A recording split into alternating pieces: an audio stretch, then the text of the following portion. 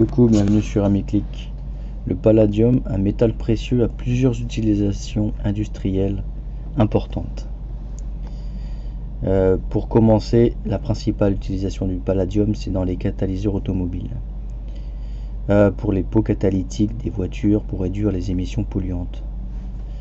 Dans l'électronique, il est utilisé dans la fabrication de composants électroniques tels que les condensateurs en céramique et les contacts électriques en raison de sa bonne conductivité électrique.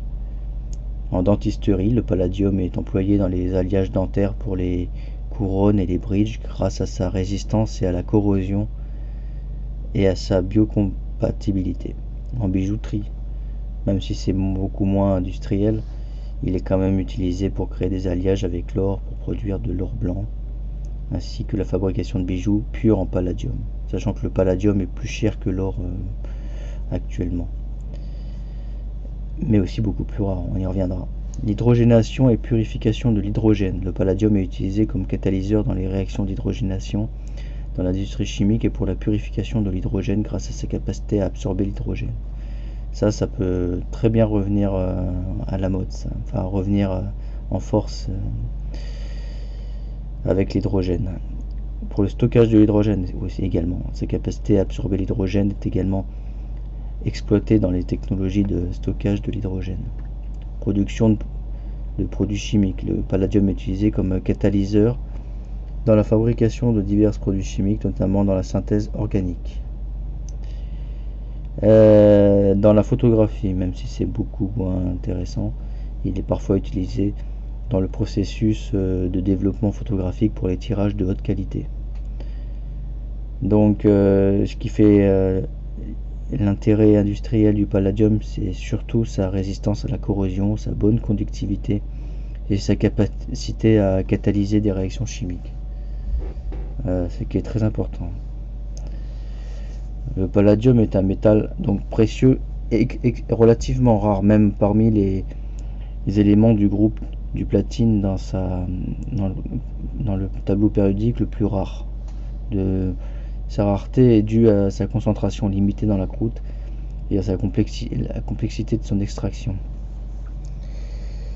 Et néanmoins, il est important de savoir où sont les sources d'approvisionnement. Donc l'Afrique du Sud, comme pour le platine, c'est l'un des plus grands producteurs mondiaux de palladium. Mais souvent, on appelle ça les PLG, les platinoïdes. Donc en général, les palladiums sont extraits dans les mêmes mines que le platine. C'est donc l'Afrique du Sud extrait du palladium dans les mines du complexe de Buchwald. La Russie aussi, qui est le deuxième en général. Et la Russie est un autre grand producteur avec des mines importantes situées principalement dans la région du Norilsk.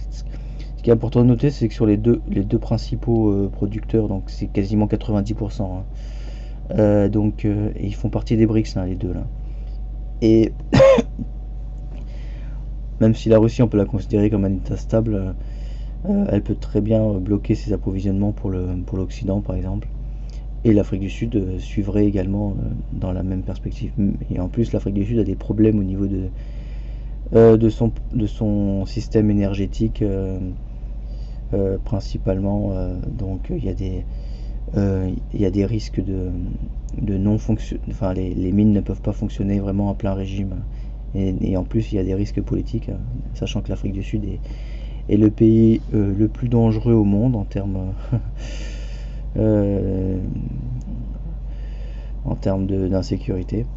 Et voilà, donc il y a vraiment un risque de pénurie important pour le palladium, sachant que la Chine cherchera toujours à s'approvisionner et accumuler des réserves. Le Canada et les États-Unis exploitent aussi des mines de palladium, notamment dans la région de l'Ontario au Canada et au Montana aux États-Unis. On peut aussi le trouver dans une moindre mesure en Finlande, Zimbabwe et Australie. Donc le palladium est l'un des métaux les plus rares de la croûte terrestre. Sa concentration est estimée à 0,015 parties par million. L'extraction du palladium est souvent associée à celle des autres métaux du groupe platine ainsi que celle du nickel et du cuivre. Et c'est un processus d'extraction et de raffinage assez coûteux et complexe. Et le recyclage, même si tout le palladium n'est pas recyclé malheureusement, mais une part significative du palladium utilisé industriellement provient du recyclage quand même. En particulier des pots catalytiques usagés.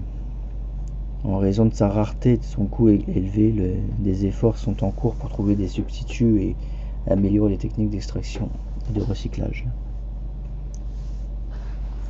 Donc il y a moyen d'investir dans le platinium, dans le palladium à travers l'achat direct du métal, mais aussi vous pouvez acheter peut-être des ETF de palladium. Il y a aussi des sociétés qui proposent la garde, l'achat et la garde. Après, il faut vraiment avoir confiance, mais il y en a qui commencent à entretenir un